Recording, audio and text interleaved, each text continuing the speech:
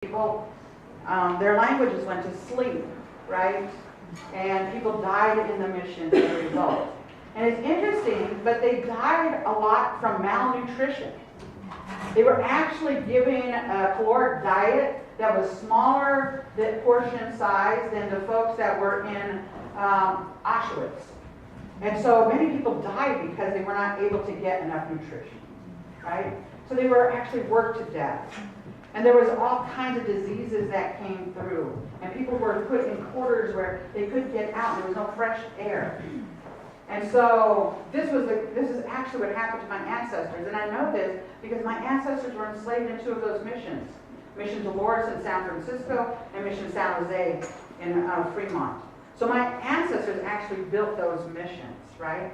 So it's a painful place for me to go to, knowing that my ancestors had to build these prisons, right?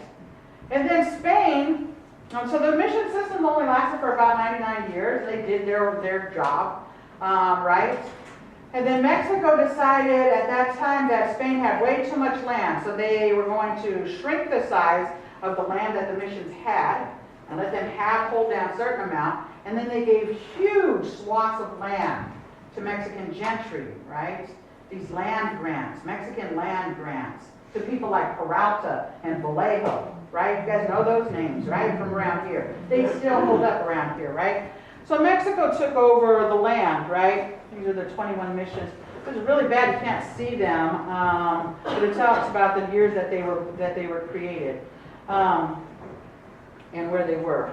Virtually no native people that were missionized along the coast of California are federally recognized by the United States of America, right? So all of us that were enslaved at those missions were not federally recognized. So these are the two beautiful missions my ancestors created. The other thing that we don't talk about is that there's a difference. So when Spain got here, they called us all Costanoan, right? People from the coast. They said, oh, all you people kind of dress alike, you kind of look alike, you kind of eat the same food, you're all Costanoan, right?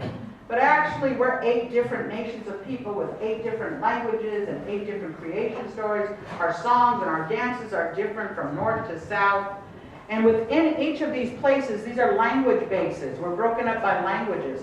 So my ancestors actually come from Parkin, which is on both sides of the Carquinez Strait. They also come from this place that spoke Chochenyo, right where you're at right now. Right? So the language I spoke to you in is Chochenyo. And Chochenyo, my great-grandfather was one of the last speakers of the language. And I often say that there was this crazy people that my ancestors must have been in their ear a long time ago talking to them, right?